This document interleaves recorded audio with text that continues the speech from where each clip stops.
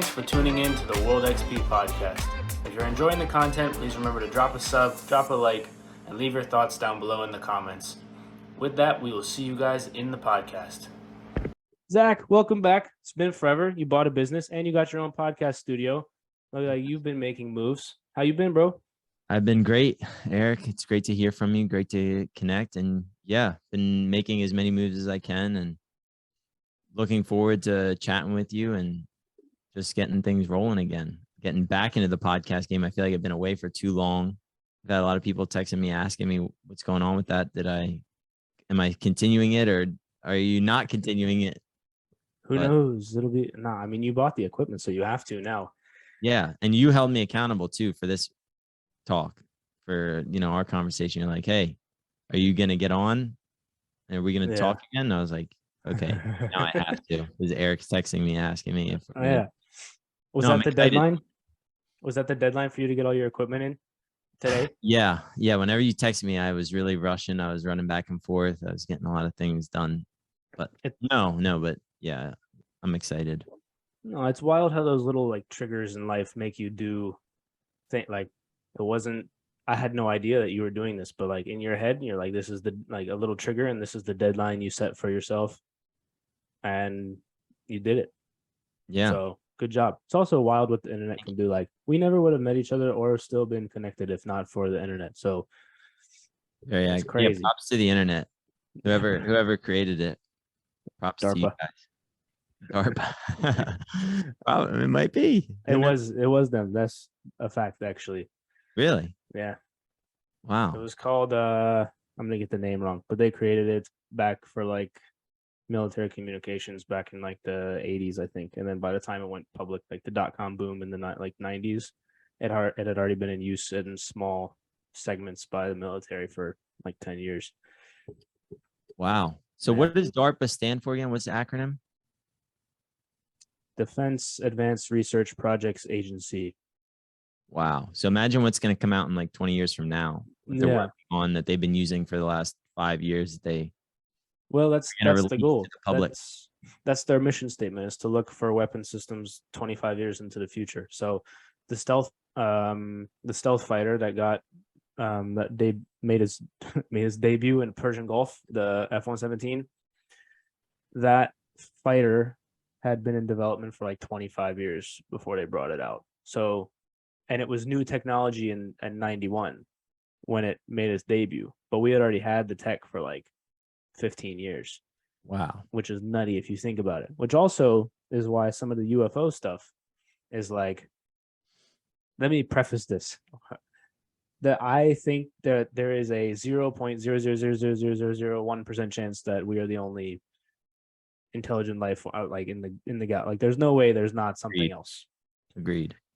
However, aside from the Tic Tac thing with David Fravor in 2004, so aside from that,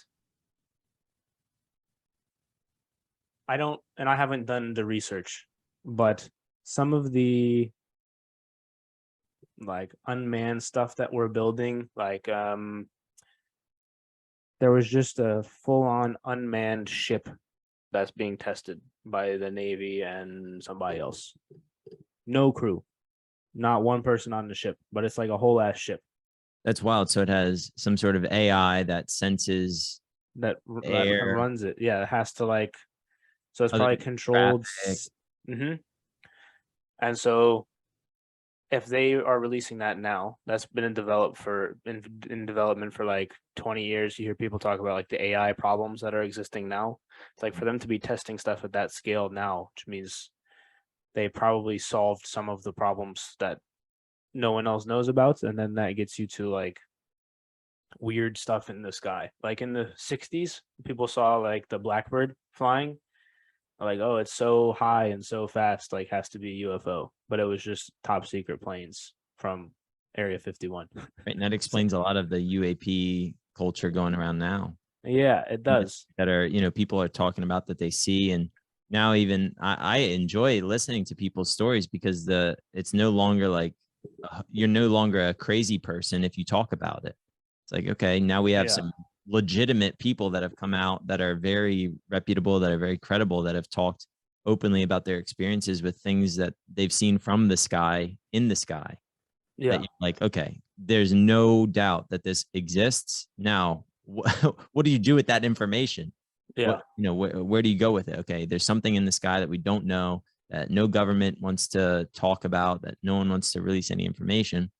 So the rest of us are just kind of, sitting around Well, with our no one's eyes. claimed it either. That's the thing. Like, there's videos of us, Chinese, Russians, like a few others shooting at these things, and nobody's claimed it. So if we're all shooting at each other, but nobody's claiming, like, that doesn't make any sense. So there's definitely something out there. I just don't Unless somehow know. they're tied together and they're like, okay, we're going to shoot at it. You guys shoot at it. We'll act like nobody knows. Nah, But no the shot. reality of that That's is like not. zero. No, there's no shot. Like, no, there's no way. I would, you know Unless what? it's Elon Musk. I'm not gonna say there's no way. But I would put a lot of money on that's not the case. We can't even work together to find a solution about Ukraine. You think we're gonna come up with some like whole tag team thing to shoot at some random thing in the air just to trick everybody? Like, no, like that's so far down the rabbit hole of conspiracy. That's like past Alex Jones level.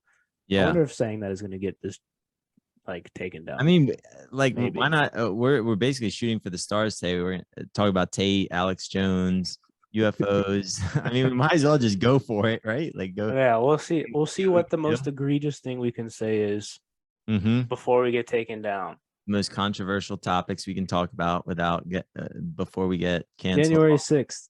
No, I'm just kidding. Just drop a just say all of the buzzwords. Insurrection, January 6th, COVID, Alex Jones, ivermectin. All the words that I've never heard of before the last year. Yeah, Andrew Tate. What else? I don't know. I'll run out of stuff. Apparently, you can say ivermectin again. Well, that's nice. I mean, I'm glad that the tyrants have told us what we can and can't say, and now it's approved by the the leaders, kings of the world. COVID's over. Did you hear? It's now monkeypox. So ivermectin doesn't matter anymore. Oh my These are jokes, people. These are jokes. Do not take this seriously. Nothing I say is serious. Disclaimer. I feel like I have to do that. Do I have to do that? You don't have to. I did. Oh, I did it. I did it anyway, so it's fine. Because it's part there. My dad always likes to say, in every joke, there's partial truth. Yeah, makes it funny. It does. That's the whole point. Like, right. There's a truth in it that people are like, "Ooh, that's actually a really good point," but he framed it in a way that I can laugh at it. Yeah, 100%. Which I really appreciate that recently more than ever. I think that I've been able to take myself less seriously, be able to laugh at mistakes and things that you do where I used to take things so seriously and not want to make a mistake. Now it's kind of like, oh, wait a second. It's okay to laugh at yourself, and there's power in comedic relief, actually. Laughter is the best medicine. So cheesy, but it's also true. It's also, life is more fun that way when you don't take yourself too seriously, and you gotta be serious sometimes. Like, there's people that I know that everything is a joke, like literally everything. And those people are fun until you actually need them to be serious about something. And then it's like, bro, come on. But no, generally, like, it's so much more fun that way to, I don't know, just like make light of the situation. Like, for example, Andrew Tate. He was on this podcast called, for those listening, he's on this podcast called Your Mom's House. Did you listen to the 10 minutes? Yeah. When you hear the guys in the back laughing, that is how what he's saying should be taken, as a joke. Yes. Because it's funny. And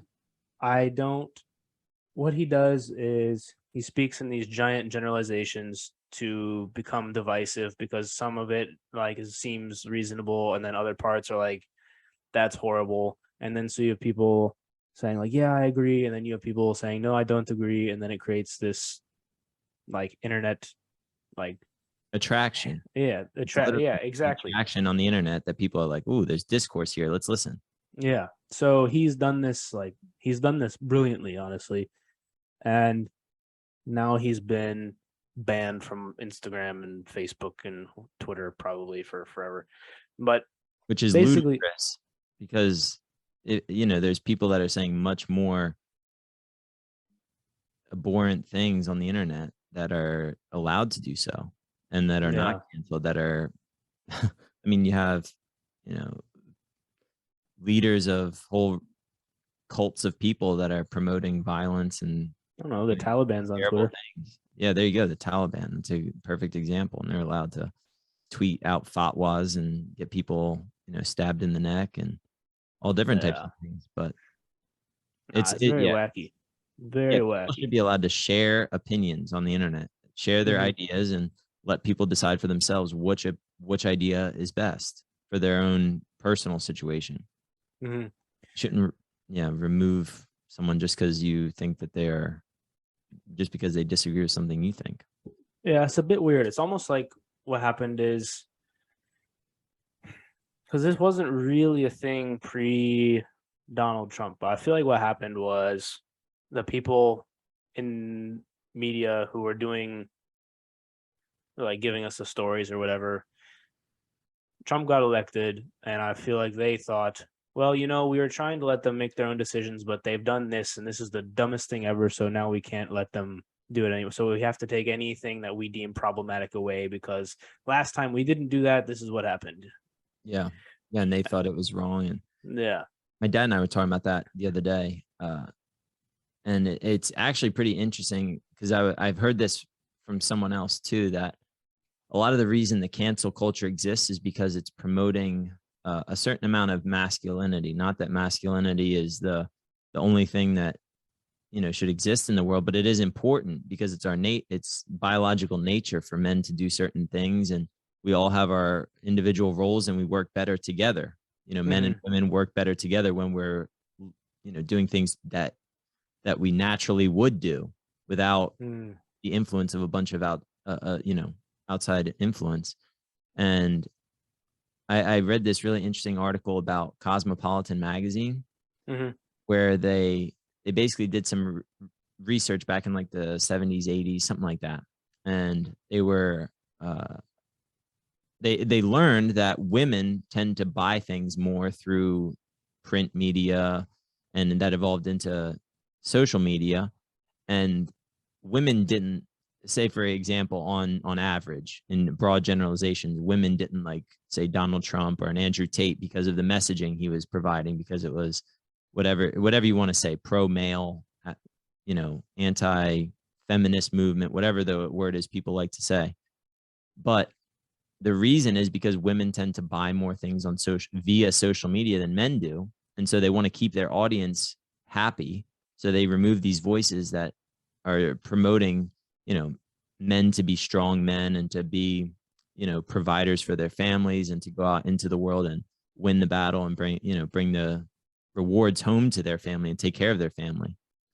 And what my Hmm. dad said the other day was that he realized that a lot of the problems that we have now started whenever they promoted women to go out and work instead of taking care of their children, raising their children themselves. Hmm. Because this young generation didn't have a mom to teach. My dad was raised by a stay-at-home mom, and the principles that a mom can teach their kids when that's their primary role is to raise the children, which is a full-time job in itself. It's probably the most important job any human could have, is raising other humans to be good people and to be contributing members of society. And whenever you take that out and you say, oh, women should be in the workforce, women, nobody should raise the kids, the schools should raise the kids, the welfare system should raise the kids, there's kind of like a couple of things that happened that my dad and I spoke about. One, businesses have women and men on the payroll. So now the state, the government gets double the tax revenue because men and women are paying their income tax. So they're getting double the revenue, and the kids are being raised by their school systems instead. So you get the influence of the next generation and you get more of the parents' money. And Hmm. those two things combined lead to kind of a lost, chaotic world where we don't have necessarily, you know, a system that works. Women were, a lot of the welfare state was promoted for women to stay at home and not have a job. They had to not get married was a positive. They get more welfare money if they have more kids and they stay unmarried. And that's not, the family unit is probably the most important thing for a thriving prosperous society. Yeah. I don't disagree with a lot of that. I think the one of the at least now one of the reasons why both genders go into the workforce is because it's so hard. You can't pay for rent or buy a house on one salary. So it's twofold. It's like financially, it's not really feasible, at least where I live. And then It's true. the other Expensive. thing, I was gonna say something else. Oh yeah, the natural like roles. I think I don't disagree to a point, but there's also like there's two things that go along with it in my head, right? There's the acceptance of like I'm gonna try and split this like because it's like what you said makes sense, and then also like the acceptance of like not doing that makes sense, but the societal pressure to do one or the other is the thing that I'm like is wrong. Like for example, um, like Yeah, that if the you have guy if to the sacrifice. guy wants if the guy's a better cook in the relation, like that's fine. Like just because traditionally women have done cooking doesn't mean that can't like you can trade off a lot of the roles, right? Where I would say traditionally in terms of raising children, the like the right there's always like the overarching generalization of moms tend to impart these traits when they're raising children, and fathers tend to impart like these other traits.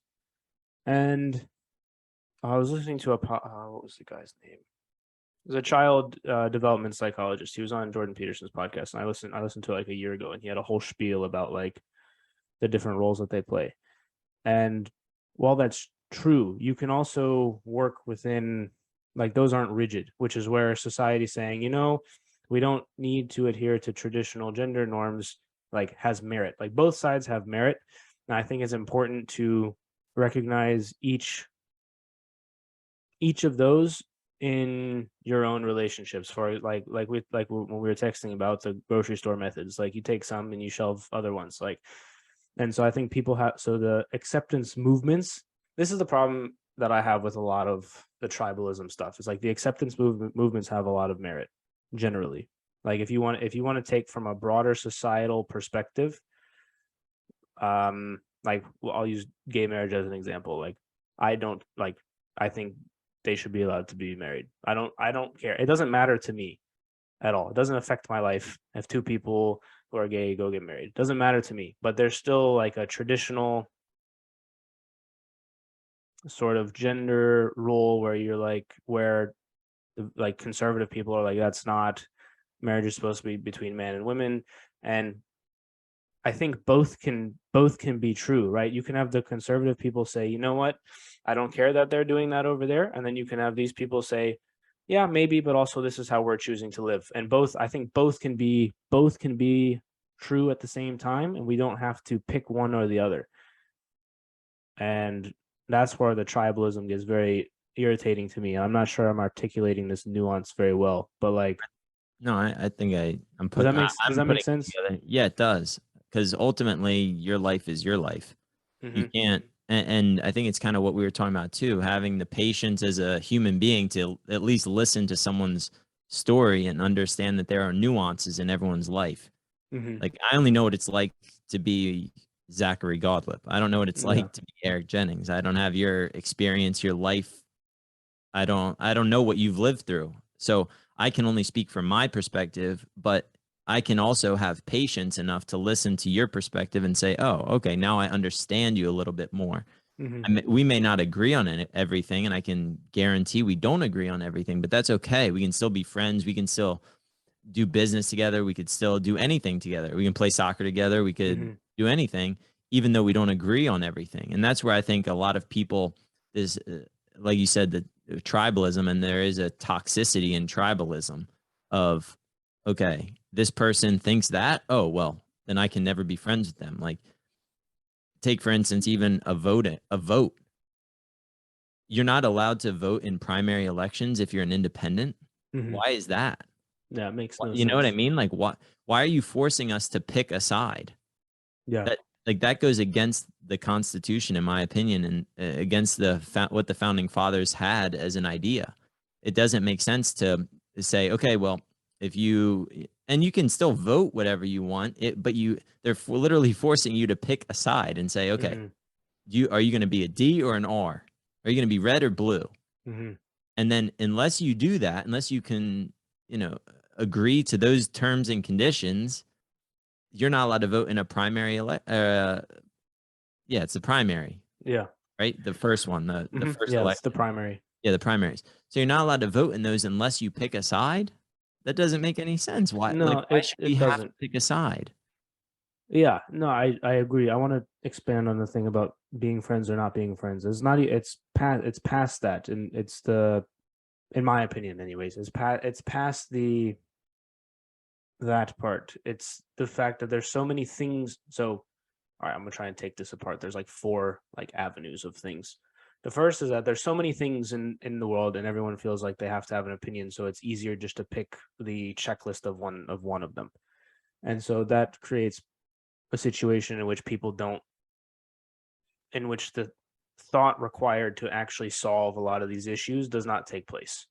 Like these issues are very, very complex, a lot of them. Um, some not so much, but others are very complex and they require a lot of thinking past first order, right? You have first order, then second order, third order consequences, like all the way down the list, right? You have all the things to consider. The second is that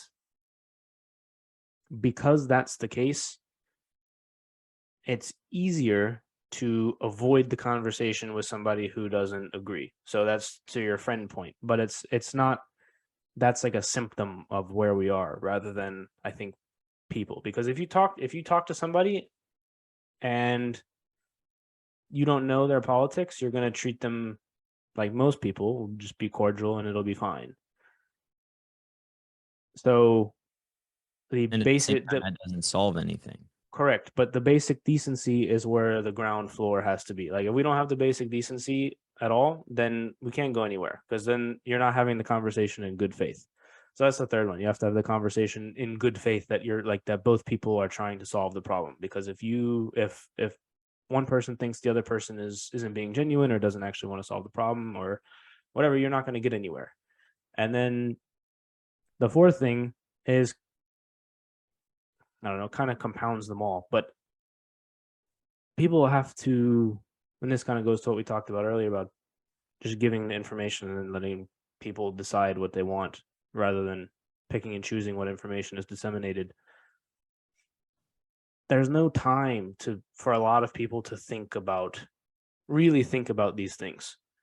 And so that cycles back to the first one, the checklist problem. Because they don't have the time to think about the things, it's just easier to like be informed and have like a semi opinion based on what some guy said on something. Yeah, give me And your elevator speech. What's, what's your sell? What's your for point? what? Oh yeah, yeah. No, exactly. That's the mentality. It's like, give me your Yeah, elevator speech. What's the point that you're trying to make? I got yeah, things to do. I gotta, go do something. yeah. And none of these issues are elevator speech issues. You cannot solve any of them that way. Like even just taking the family thing that you mentioned, right? We don't really know. I'm sure there's studies that people can pull out to say, okay, my way's right or my way's right. I'm sure there's studies because that's how that there's so many studies now. I feel like for a lot of things, and somebody who's in academia is, please come in the comments and be like, Eric, you're full of shit. Like there's actually this, like, fine. I don't know. But based on what I've seen, the family issue, like we don't know exactly, like we know traditionally that the nuclear family unit seems to have worked, right, throughout history. It's gotten us to here. Yeah. We don't know really if other sorts of family units will work, whether it's two men, two women, etc. Like we don't know. And the reason we don't know is because you can have like two women and they can still espouse the same or similar traits in raising a child, and then maybe a male influence comes from a coach or something. Like, we don't know, right? Because every single, like, you're not going to have one kid raised the exact same way ever. Yeah. There's because the personalities of the parents can be so different. So you can have two men, and then with one kid, and then you can have two men with another kid over there, and And they there's could turn plenty of- out to be totally different. And you have no, like, it's so hard to control for that I think we really have no idea. And so that's why for me it comes down to, like, if you do the best that you can do, then that's all we can really ask for, because like these blanket sort of these blanket statements, I don't think are conducive to being productive, I guess. Like, there's so many things going on in the world that it's so hard to just generalize things, because there's so many nuances now, because everyone has like 50 years ago, you grow up in a small town. It's like let's say like a coal mining town in Appalachia. Like, you're probably gonna grow up, go to school, work in the coal mines. Maybe you'll go to college and do something else, and then like that'll be your life, because the options don't really exist. Yeah, your sphere of influence is very small as Right. well. Now, everyone's sphere of influence in the Western world, anyways, is the entire world. And the way to like delineate and break down the data, like the cross section, is so deep now that it's almost impossible to just say like one thing is better than the other, because, well, what if you put, I don't know, I'm rambling a bit, but like hopefully that makes sense. No, But I appreciate the ramble. but on the flip side of that, there are general rules, I think, that each individual can portray on. For example, right, you can just be respectful of other people, like things like that. Those are the general rules that have to still exist. But the other stuff, like, Yeah, like you think masculine, feminine energies. mhm, I've heard a lot of people talk about that, where certain women are more masculine than some men. mhm, And I think that's where the natural order of things is really important, where it's not necessarily that, like you were saying, how even roles as parents can be a little bit fluid. Like the man could say cook, or the woman, like it can work. Like there are plenty of relationships that works great.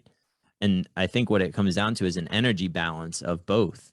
The yin and yang, the however you want to word it, masculine, feminine energies that come together, and how we work together.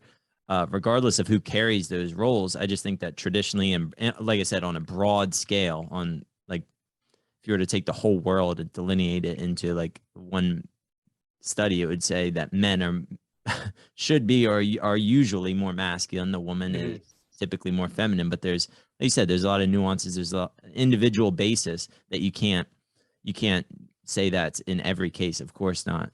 To me, it just comes down to more the energy balance of who's providing, the nurturing side, and who's providing kind of the discipline, or more, pick No, yourself up that's and what be it is. tough and be The strong. discipline side. Yeah. Right. That's what it is.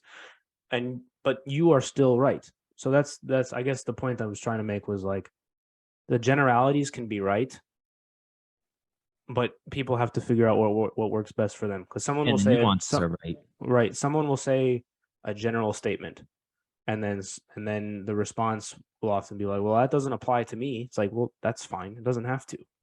No Right. one's You could accept asking that to apply. 50%. Yeah, no one's asking that to apply to you.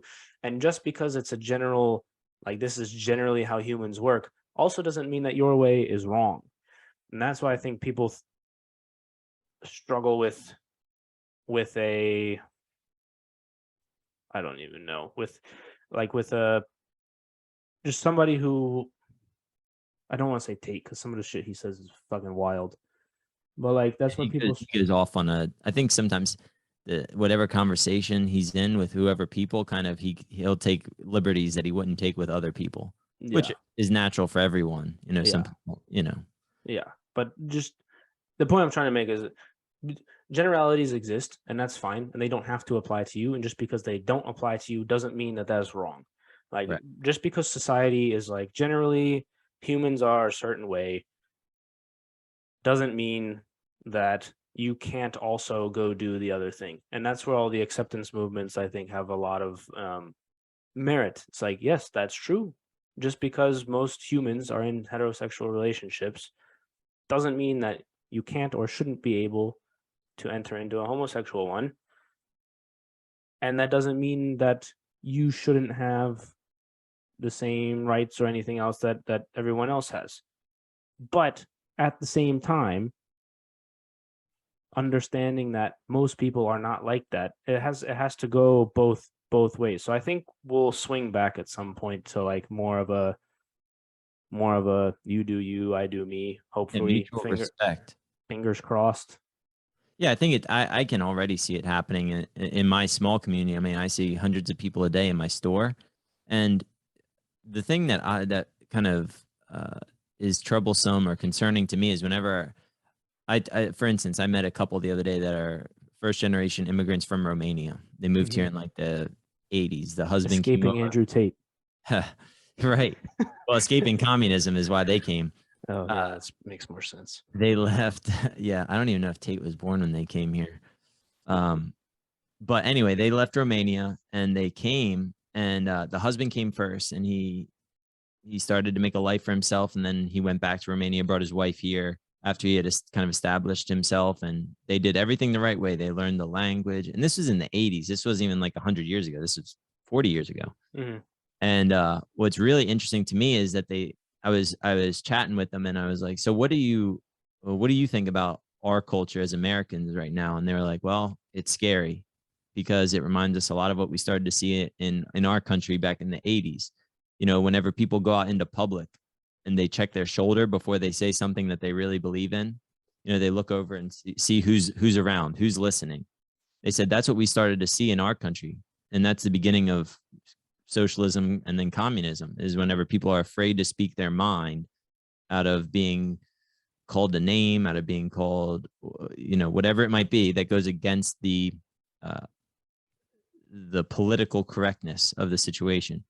And that's where that's the part that's troublesome to me, is whenever people are afraid to speak their mind and are afraid to speak. Okay, just because we disagree on something doesn't mean that that you're wrong or I'm wrong. Maybe it means that there's three sides to this coin, you know, heads, tails, and the edge. Maybe it doesn't mean that, you know, it's as black and white. Maybe it doesn't mean that it's, you know, as simple as we've been taught. But whenever I understand that, I recognize that in my own community. And now I just live in a small town in Delaware, but I see people all the time. Like, they'll come in and they'll want to confide in me and they'll want to tell me something, but they'll, you know, kind of check their shoulders and see who's listening. Can I speak freely here? And I try to make everyone feel welcome and, you know, warm whenever they come in. And because I enjoy people, I appreciate humanity. I like listening to people's stories, where they come from, what their experiences are like. And but I feel I feel that there's a movement going on with probably, I'd say, like the 80% of people, where it's like, yeah, we just have to get back on our, get back to our own lives and living harmoniously, not being at each other's throats, because that's not sustainable. We can't have a community that's thriving because we do rely on each other. That doesn't mean socialism. That means we help each other out of free will. It doesn't mean that, you know, if a guy's, and part of caring for each other is being honest. You know, if someone's being lazy with their life and not productive, you should go and you should say, hey, you probably need to start working. You probably need to start doing something for yourself in order to cure your own disorder. You know, that doesn't mean giving them a bunch of free stuff, because that doesn't work. It doesn't work to give someone something for nothing and say, oh, well, we're just going to give this to you, because it doesn't teach them the lesson that comes with earning. Earning something is much more valuable than just being given it. You know, whenever you learn the value, like training, even for soccer, it's a simple, silly example, but if you're just natural at something and it just comes very easily, you don't appreciate even the art form until you really start to develop it, until you start to fail and work through that, and then finally succeed and make improvements and see yourself improving. You don't appreciate the skill it takes to do certain things, and what hard work feels like, and what it feels like to go through pain and discomfort, and then ultimately get the reward on the back end of it. But that's part of taking care of each other in a community, is telling that message to someone that you see that's sad or depressed or whatever word you want to use. It's like, hey, the cure for your depression is not someone giving you something. The cure for your bad finances are not the government paying for your situation. It's you going out and learning, okay, we have to add value to the community. That's how we get rewarded. And once again, this is a broad generalization, because obviously there's, as far as finances go, there's people that inherit trusts and they never have to worry about money. And then there's other people that are born into the adoption system and they don't have anything to their name. But at the end of the day, it comes down to a value exchange, in my opinion. If you can improve yourself to the point of gaining wealth in this country, and I don't mean wealth financially, that wealth can mean family speaking, wealth can mean your health, your body, but through improving, that's how you gain those things. Go out and learn and improve yourself. And I think that's kind of the message that I've always appreciated, is go out and improve yourself, and then you'll get a reward for that. You have to earn it. You don't, it's not beneficial to give people things. Yeah. I don't disagree. I think to add nuance, right? Like you said, just generalization, but there's like a subset of people that don't have the ability to do that. Like there's a certain point at which the army will stop taking people because they can't train them to do anything productive in the army, like based on like IQs and stuff. And that is the real problem with, in my opinion, with like, well, but there's there's yes and no, right? There's like, then you have to determine intent, and then you have to, like, for example, is this person just being lazy, or can they actually not learn anything? Like, that's a thing as well. And so this is when government is not good, because all these people need individual solutions to the situations that they're in, and to have the government just say, hey, we'll give you everyone $1,400. It's like, okay, thanks, but also you just printed this out of thin air, and that's not very helpful to some people. Other people it was very helpful for. Like for me, I used it to pay for wedding stuff. Like it's like free, like, I mean, yeah, free is like, here's my giant wedding cake and part of the catering bill. Done. Like that's helpful. But then other people, it goes to drugs or whatever, or gambling and things like that. And that's not very helpful. And then it goes back to the point of everyone needs their own solution. And I'm sure you've heard the saying, it takes a village to raise somebody. That's kind of where it is, where they need the people and the support system around them to say, hey, maybe you should check into rehab, or hey, maybe you should do this or that. And then a lot of those people don't have that. And then it's like, okay, well, now what? Because you can't just leave them like to do what they're doing, but also whose responsibility is it to help them? And then you get into this philosophical thing of like, yeah, and then go ahead. No, I was just going to say, the philosophical question is basically, should it be individuals or governments taking care of them? Should the private sector or should the public sector? And that becomes really tough to answer, because I'm talking specifically about the people that cannot take care of themselves and don't have the support system. It's like, whose responsibility is that? Are you talking about people with like mental illnesses or just, all that stuff? Like they've gone down some path of addiction or like they just don't have the ability, or born with autism or something along those lines. Anything. That's a really complex issue to talk about. That's a really situation by situation. Where you can't make broad generalizations, and it's tough because you do need almost like a sort of infrastructure, which we do have to some degree. But like, for instance, exactly. For example, my mom is a paraprofessional in a public school. So she deals with autistic kids with learning disabilities, and just normal kids every day. And the situations are all unique. I mean, you have kids in my area that come from really great families with money, with no money.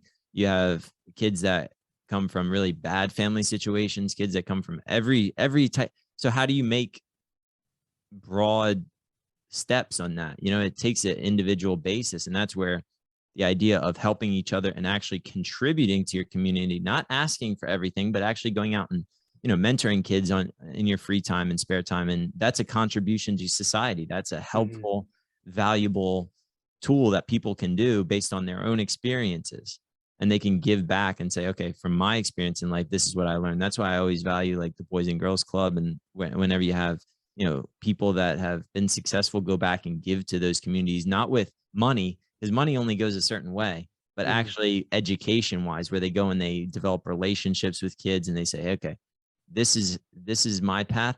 I came from a similar situation as you, right? I came from a single mom house. I came from, the adoption system. I came from this, and this is what I did with my life. This is how I did it. I went to the library, whatever the situation might be. And it is, it's a valuable contribution that those people make that I don't think gets appreciated as much, where it's like, that's where the answer is in mentorship and coaching, and almost like apprentice. Yeah, some of that for sure within the local communities, for sure.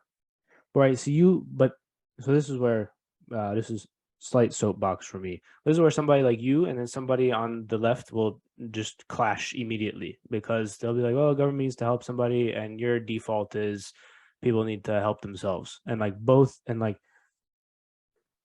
I wish that across the spectrum that there would be a good faith of like, we're both trying to solve the same problem. We just disagree on how to do it, because right now it doesn't seem like there's a good faith, like we're both working towards the same thing, from at least that I see anyways. And that kind of going back to the point I was making about generalities, and then having them, if they apply to you or they don't apply to you, it's like there's not it's not like there's not a good faith, like people can't just say stuff anymore and then not have it be perceived as a personal affront or an attack on them by somebody else. And that's not like, that's where I think it was like the third thing on those things I listed, is like you have to have the conversation in good faith. I feel like we've lost that a lot. Yeah, I heard a really smart guy say once that the best way to have a conversation is to start with what you agree with. Don't start the conversation with disagreement. Start the conversation with, okay, let's agree just at the beginning that we're both trying to solve A, B, C problem. And then let's go from there on how we've come to our independent solutions. Because if you start there, at least you can have a conversation. If you start with what you disagree with, both people just get emotional and they get tied to their side, and they can't let go of their rope, their lifeline, because that's where they feel community from. That's where they feel they're a part of that tribe. And that's kind of not productive whenever you're just so attached to one way of thinking, and you can't listen to someone that has an alternative method to get to the same solution. Yeah. No, it's not productive at all. And this is where we've been as a country for the last, I don't know, 7 years. Whenever Donald Trump got roasted at the correspondence dinner and made his decision that he was going to run for president, whatever that was. Well, and it's interesting too, because it really kind of is frustrating, because I feel that there's been a lot of false stories that have been told over the years in every method of news about everything. Like there's just been so many convoluting stories, and I really wish that we could get to a point where news would report strictly fact, like what happened, like like literally like a recording of it, and just say, okay, this is what happened, you guys decide for yourself. Whereas now it's like everything is a monologue, a story that they're telling. Even like you have someone from CNN, you have someone from Fox, and what do? They sit there for an hour and they tell their story, their perspective on what happened about said issue.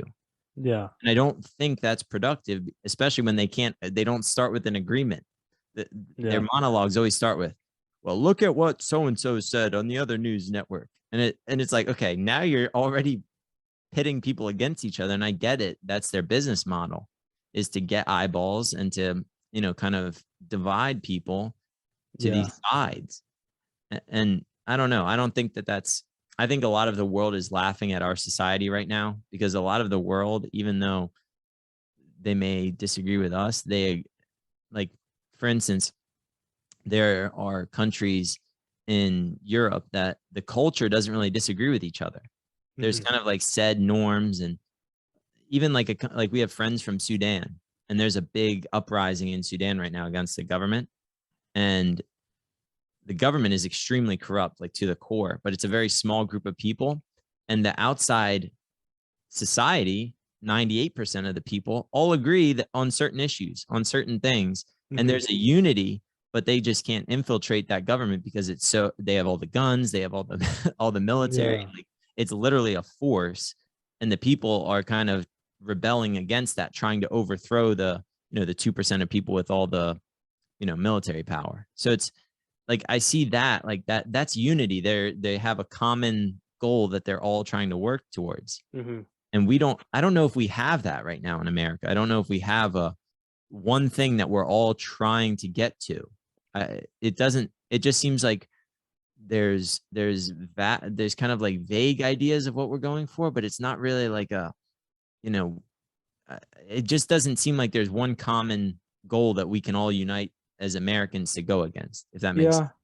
Yeah, it does. I agree and disagree at the same time. I think if you asked a lot of people, like, if you gave them like a list of, I don't know, 5 things, like, okay, we agree that homelessness should probably something should be done about that. Like, yeah, okay, sounds good. We agree that police should stop um like racial profiling. Okay, yeah, we agree on that. Okay. We think probably like we shouldn't be in as many wars as we're in. Okay, yeah, we probably agree. Like, if you go down the list, like there's probably like 5 to 10 things that like everyone, or like the 80% in the middle, probably agree on, I think. So they just aren't saying it. And that's my feeling, when I think a lot of people just want to be like, not necessarily left alone, but like they're like, okay, can I just live my life and not care about this thing? Like, who cares if those 2 people get married? Like, I feel like a lot of people are in that sort of realm of things. Yeah. And No, and to I agree. yeah, and to your point about different countries in Europe with their cultures, like, well, they're smaller and they have very homogeneous populations, which I was going to get to Very the point different. later, where I think if the more states' rights, or like the more things are delegated out to the local level, would be best, because they understand what their local communities needs. We can get into that a bit later. But then the third point I was gonna, with the media stuff, CNN fired Brian Stelter and Don Lemons on the chopping block, and like they let a bunch of other people go as well. So it seems like they're trying to Yeah, get back that's to interesting. that. And then, do you know who Alex Berenson is? I've heard the name. I'm not familiar with any of So he was banned off Twitter, I don't know, a year and a half ago or so, for some like COVID tweets. But what came out was, so he sued them because he had had correspondence with somebody in Twitter that was saying that they didn't think that he was doing anything like bad. Then it came out that the White House basically asked them to ban him. Um, Mm. and so he sued Twitter and settled, and now he's going to go after the Biden administration. And there's like 1 or 2 guys in particular within that he's going to sue. And I think the media, like, to your point about the media, I think like the rise of like him winning, and then the rise of like Substack. You know what Substack is? Mhm. Substack, which for those listening who don't know, it's like this independent media thing, like platform for journalists, where you pay the writers directly instead of through like a New York Times subscription or whatever. You go pay them directly, like the Matt Taibbi's of the world, Glenn Yeah, Greenwald's, it's a subscription Alex, model for yeah, journalism. Alex Berenson's on there, etc. And it's working. And so I think more and more people like are going to these forms of media, at least the ones that want to stay, like the ones that are actively trying to stay, that aren't just doing the checklist, like, okay, this is what this site says, the ones who are actually wanting to think. And so I think eventually the numbers will get big enough that it will prevail, hopefully, fingers crossed. Like because people, I don't know. I feel like there's so much anger that eventually people are going to get tired of being angry. Like I don't like being angry. I don't either. Yeah. So Yeah, I don't. you're absolutely right. I think it's the beginning of the tech monopolies falling, like in all reality, we need that. We can't have monopoly over Mhm. what we consume, the media we Yeah. consume. We can't form our own ideas. We're not even told that we should form our own ideas. It's like, here's what to think. Let us tell you what to think. Real quick before That's you not keep going on the tech stuff, Zuckerberg was on Rogan's podcast yesterday or the day before, and Rogan asked him about the Hunter Biden story with the laptop. And Zuckerberg said basically the FBI came to them and said that this might come out and that it's going to be misinformation, and so that's why they did it. well, He said they weren't acting independently. And and then the Berenson story came out as well, where the White House was pressuring them to ban him. And I think that some of the decisions that were made in terms of what's acceptable and what isn't, I think didn't come from where we originally thought it was from. So I yeah, feel like you were about to go down that path. yeah, somewhat. I wasn't gonna go down the Zuck path, but I did listen to that, and I thought it was really interesting too, because he didn't explicitly say, and I'm pretty confident that he probably got a lot of counsel before from attorneys and lawyers before he did that podcast on I'm what to say, sure. what not to say.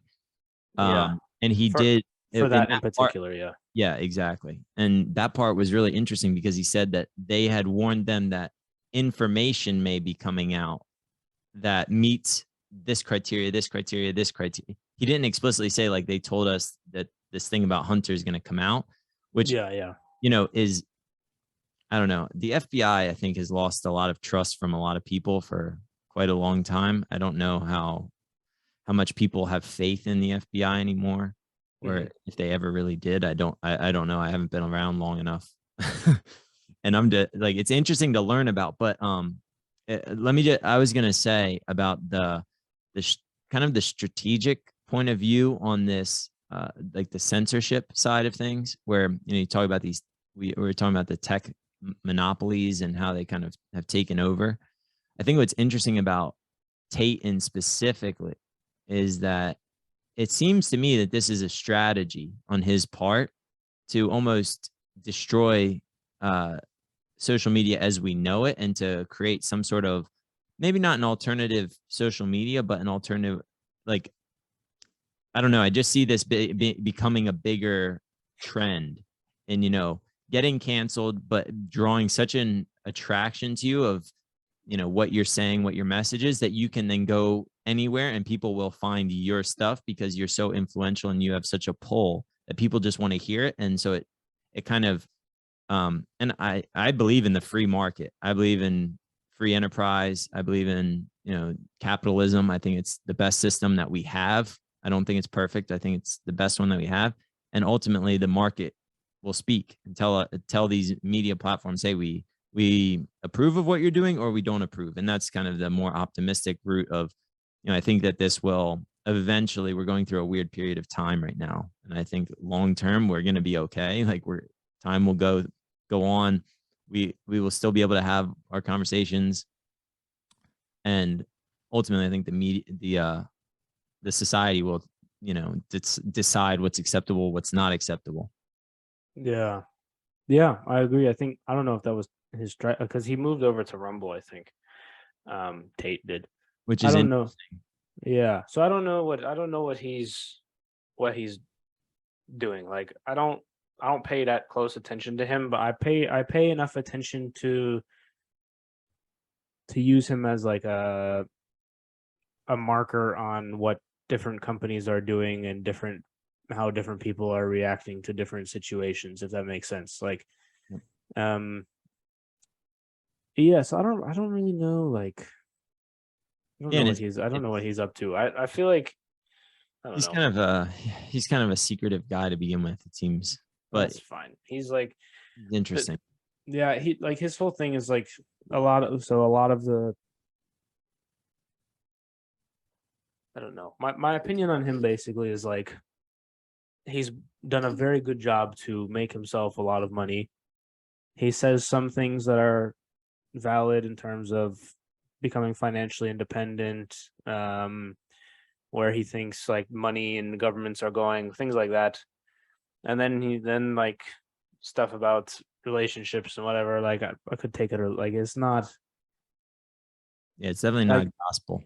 no, if that's how he thinks, then that's he can think that way, and people should just take it like we were talking about earlier, take it as like either a joke or just don't pay attention because people like that is by no means the worst thing that anyone has said about women ever in their lives. So like, um, I don't know. I mean, you have entire countries that Yeah, don't believe in women's rights that are no, still, for sure. fully operating, and it's I don't know. I think it's a very But no uh one talks about those really. exactly, and you're a hateful person if you talk about those countries. You're not accepting of things. So that's I don't know. It's somewhat hypocritical, but I have this idea that humans in our nature we're hypocrites because we do a lot of things that we say we Yeah, don't it's agree with. impossible to not do that. Yeah, You can which try is to not. You can try to not. That's the important thing. It's like you can try to not. Like those are people with like people that other people would say, yes, that person has like principles or that person has character. Those are the people that do what they say and then like they mean what they say what they mean. Yeah, those that's the saying. do what they say what they do. Yeah. Yeah, And those are the people that really attempt to not be that. Those are the one that's like kind of a marker of like, I don't know, you can tell just in your day to day life, and like, oh, that person, like, he's got character. Like that's kind of what goes into that. yeah. I had a friend ask me the other day, "What's more important, trust or loyalty to you, or trust or love?" And I was like, "Man, Mm. I think they're kind of intertwined. Like, in order to truly love someone, you think you have to trust them to some degree, and in order to trust someone, you don't necessarily have to love them in like a romantic way, but you have to have a love for them as a human being in order Yep. to trust what they say or believe them." Yeah.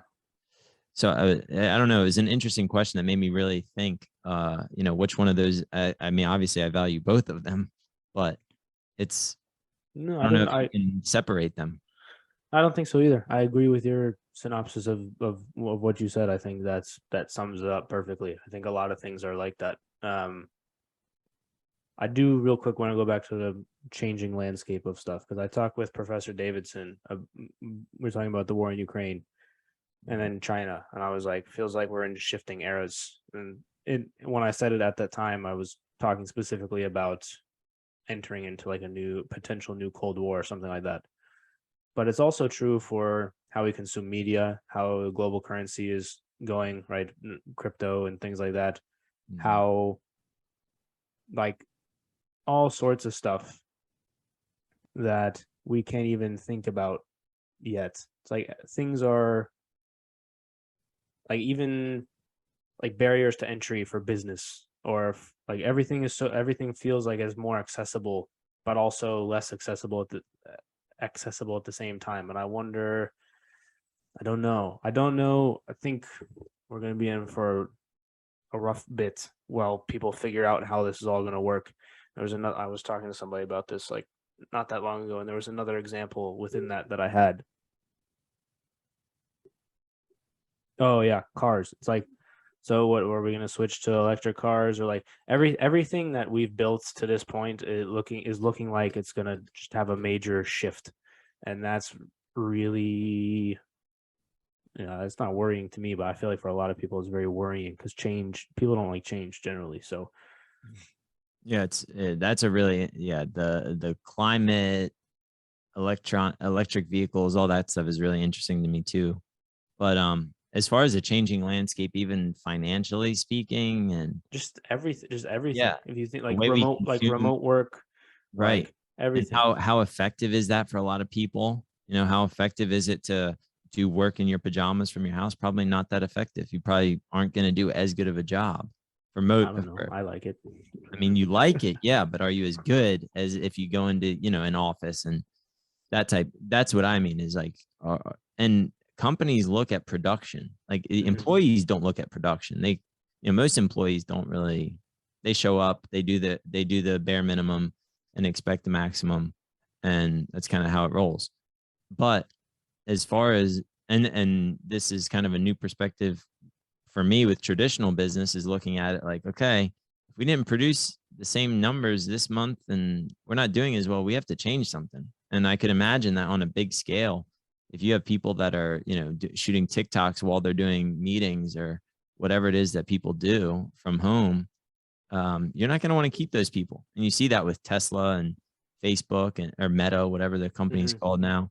They've done this. They've laid people off, a lot of people off. They've fired people that weren't producing, and I think that's a telltale sign that that doesn't work for a lot of companies.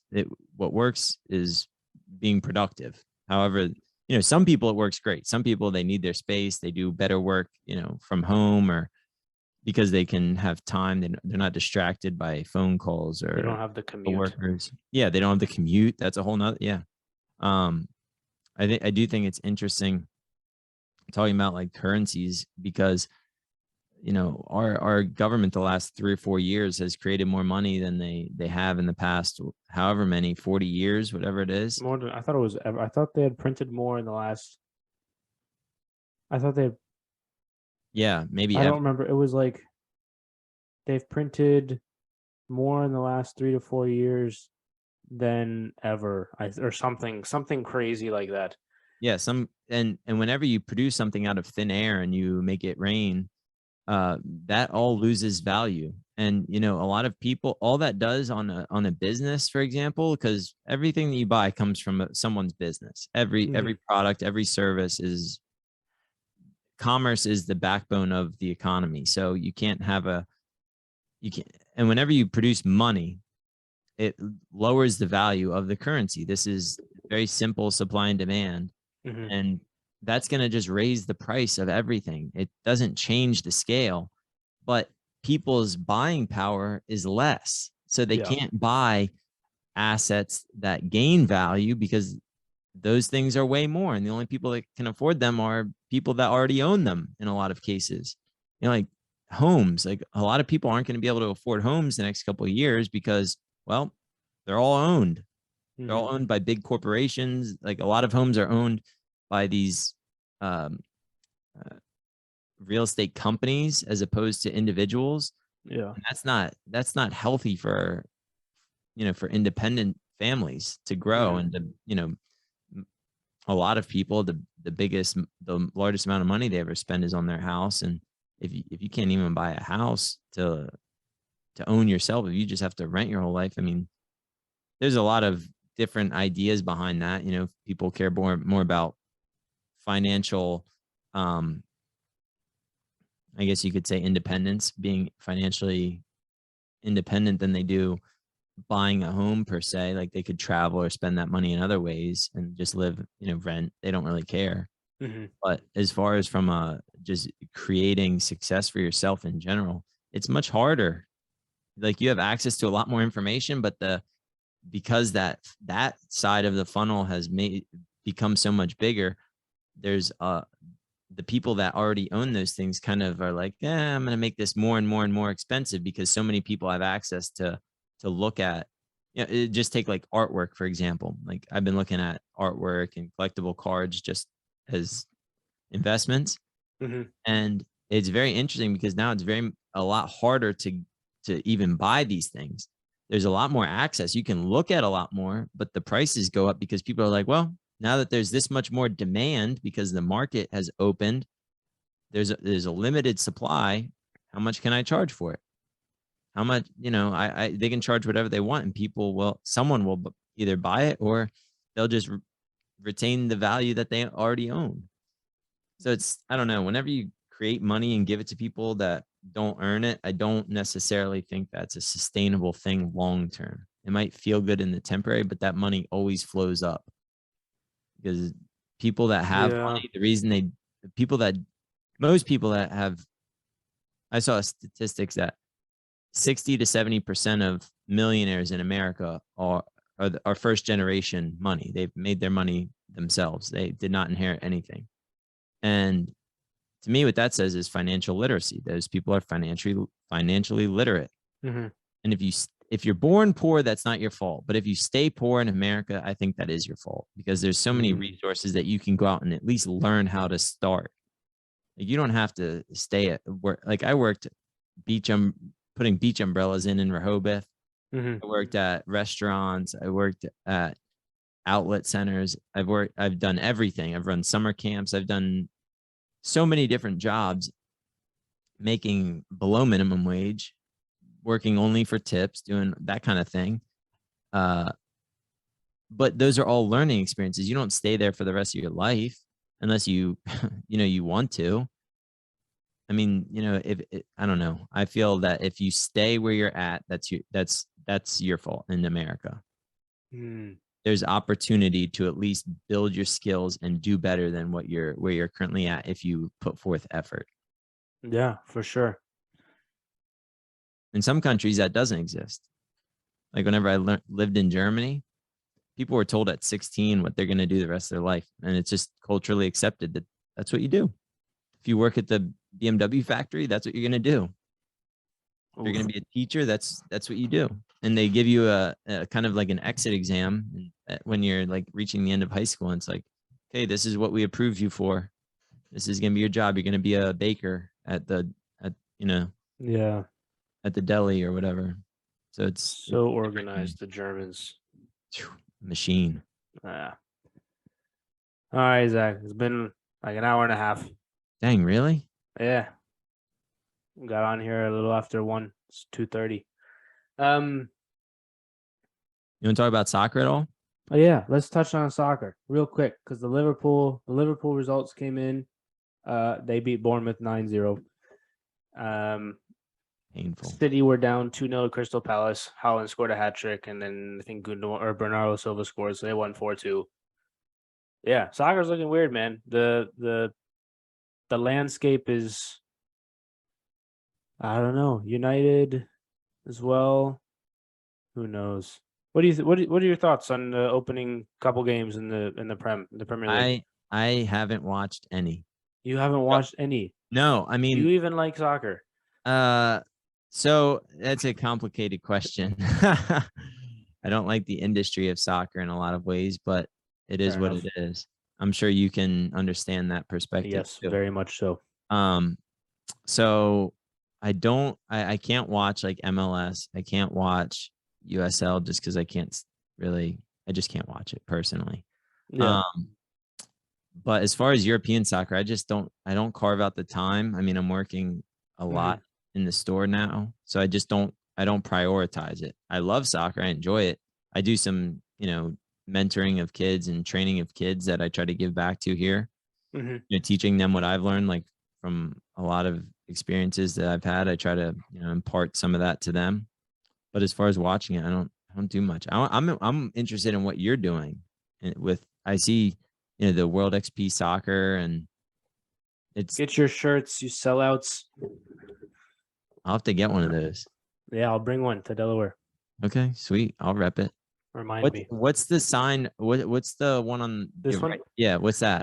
That's Tribal Beast Fitness. So that's my assistant coach in high school. He's heavily involved in MMA, and he's got his own brand for like MMA training and stuff, and he sponsors fighters and all sorts. But he loves soccer and he wants to get back into the soccer. So he helped me out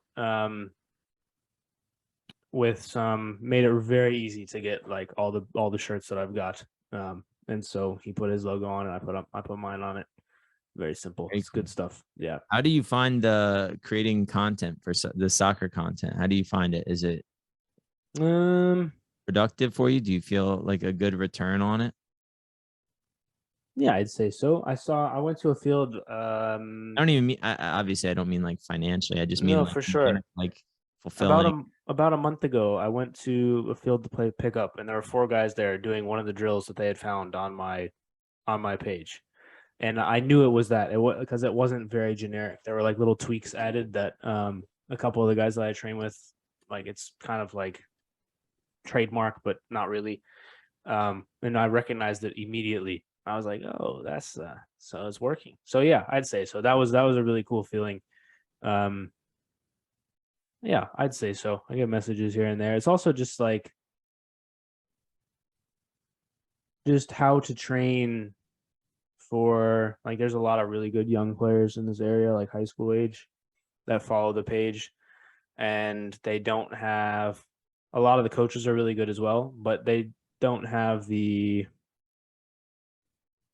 like, okay, we've seen this drill on Instagram, and then in my caption, I'll say why, like what exactly to look for when you're doing it. What what the pros look for when they do this drill. Are they checking their shoulder? How's the weight of the first touch, right? It's not just you take a touch and then shoot it. It's is your footwork. Are you taking is the weight of your first touch good enough that you only have to take one step to set yourself up for a strike? Like those little things. That's what I put in the caption. So yeah, I'd say Yeah, I so. read your captions, by the way, on those, because I'm a soccer nerd when it comes to it. Yeah. I mean, I appreciate the details. You know, what are you thinking for your teammate? Are you Hmm. predicting what? How do you manipulate defenders with your movement, with your, Hmm. with your first touch? How do you manipulate the defender and draw him out of a space and play around him? I love teaching that stuff even to the young kids that I Hmm. have, because I tell them all the time, at this age, if you can see the game the way I see the game, Hmm. And you're you are, good. you're 15 years ahead of anyone else that you're playing against. Like, Yeah. that's the reality. Like, and if you can teach that young enough, and for them to see the game strategically and simply, really, because it is a very simple game once you Hmm. understand it. Hmm. And like what you're doing, like with complexity comes simpleness. Yeah. Like when you understand the complexities of it, the Hmm. game becomes simple. Yeah. And I think that's what you do really well at explaining, is the complexity, but keeping the overall goal very simple. Yeah, I appreciate that. I try. That's what I try to do because there's lots of pages that everything looks really complicated and they got all the equipment and the different things, and it's like, okay, this is what this person is trying to do in this drill. Here's a very simplified version where you can work on the exact same thing with like 3 less people and $1,000 less of equipment. Like, and that's what I try to do because it's not you don't need a lot of that stuff. But then also sometimes like I have the poles in the videos because it looks cooler. Even though you don't need them, you can use cones for sure for Yeah, all of them. For all and of at them. the end of the day, you don't even need cones. All you need is a mentality. You Yeah, need a and mindset and an markers and just approach like to be realistic. yeah, you just put shoes on the ground. It doesn't even matter. Yeah. Um yeah, so no, it's been good. I've got a couple like 10, 11, 12 year olds that I'm training and the improvement that I've seen from them has been huge. So that's been really nice to see as well. Yeah, it's good all the way around, man. It's yeah, I can't complain. It's given me another outlet, right? Like when you talk about working from home and the commute, like not having the commute gives me the time to put into other things and still be able to perform at my job is. And I told my old boss, I was like, you, if I'm working from home, you'll get a happier version of me and therefore more productive because if I'm happier and want to do the work, then I'll do it rather than if I'm like, oh, I can't believe I had to drive an hour because so and so can't drive and there's an like, and you just sit there and you hate yourself. It's like, is then it's not productive either. Um, so yeah, I would say it's good. I like it. I like doing it. Um, I like getting my thoughts out on the games sometimes just to like, I don't know, people don't really watch them, but that's fine. Just like, it's like, it's like when you used to like the early days of Twitter when you would just like tag yourself and they're like is going to get pizza. You just and like no, it doesn't matter. It's just out Nobody there. cares. It's Yeah. something to write. No, it's a good release, I guess, like getting your thought, like journaling or something. Most likely no one's ever going to read it, but Hmm. it's okay. You're getting Yeah. thoughts out of your head and onto paper, Yeah. or onto, a platform of some sort. No, Yeah. I think that's part of the reason why I want to get into creating content more, is because it's valuable. And one, it's valuable to me. It is important to get your thoughts out, like you said, but also it can, you never know where it goes as far as creating And a exploring ideas. yes, yes, exploring other people's perspectives and getting to chat with interesting guys like yourself. It's valuable to me. And I think a lot of people, like, this was part of the motivation too behind my podcast was I had found a journal from my grandfather, and he worked in a coal. It's funny, whenever you're saying Appalachia earlier, like the coal mine, that was my grandfather, literally Western Pennsylvania. Grew up in the same house for 80 years. uh, Worked in a coal mine. And I found one of his journals from whenever he used to work in the coal mine. And it had like a bunch of just random notes that meant nothing to me, and it was like 17 inches and, put this light bulb up and run this wire and blah, blah, blah. And I was like, dang, but this was his writing from 80 years ago, like when he was, a young man working in the mines. And I was thinking, wow, how cool would it be for my grandkids someday to find an archive of podcasts, of conversations, of content of me, not because I'm so interesting, but just because I would be interested to see that from my grandfather, his journey in his life. What did he do at 27? What did he do at 35? Because then you can look at it and be like, wow, look at how he progressed throughout the years. Look at what he did. Like, because I feel like a lot of our experiences get lost. We forget, we forget all the things that we do. Like, I'm sure that this week alone, you've probably done 1,000 things you've already forgotten, just like I have. And it's like, imagine if we kept a more accurate or just simple log of that stuff. Like, how interesting could that be at the end of our lives, or Yeah. even at the middle of our lives? Yeah, for sure. That's a good point. I think, yeah, it's a good point. And the growth as well, from like the beginning to like episode 1 to now, growth in terms of being able to talk to people, be articulate, like, and then how your thoughts have evolved on certain things. So you'll be able to see the whole way through. Yeah, that's a good point for sure. But yeah, content creation is really cool, man. It's a grind for sure. It's a grind 100%. Like, that sometimes, like, I don't know, value for time, like, on the surface is like, nah. But if you enjoy doing it, then you should do it, because it's another, we need more thoughts that aren't yelling in the world. So if you want to provide your thoughts that aren't yelling into the world, I think that would be a net positive. So yeah, definitely. That's a good point. That's a good way to word it. All right, let's wrap this up. All right. Your podcast, are you going to continue? You're going to continue to do it? Yes, definitely. All right. What is it called for the people? Pursuing Perfect by Zach Gaudlip. You can find it on Spotify only. All right. Loaded on. I'll put that link in the description. Yeah, I'm gonna start. I want to get into one episode a week. Yeah, that's where I'm at. It's a good, like, it can get a bit tough, but it's a good like schedule, I'd say, for sure. It's especially like you've got your business and other things. I have my job and other things. So it's enough of a consistent schedule that you'll be able to do it, but also you're not going to be driving yourself crazy, like, oh no, I haven't got the episode out. It's like you got enough time to do it, especially because you did a lot of yours solo, right? Yeah. So for me, the issue is getting guests. Like, for you, you just have yourself. So there you go. Yeah, and I meet a lot of interesting people in the store just by the nature of it. A lot of people retire here that have had really interesting careers, and I like to have people on that I speak with, that I learn from. So exploring ideas is something I'm really interested in as well. And there you go. All right, guys. Pursuing Perfect, Spotify. Link will be down in the description. Get your shirts. They're selling out. They're not, but please buy them. All right, guys. We will see you guys next time. Peace. Appreciate you, Eric.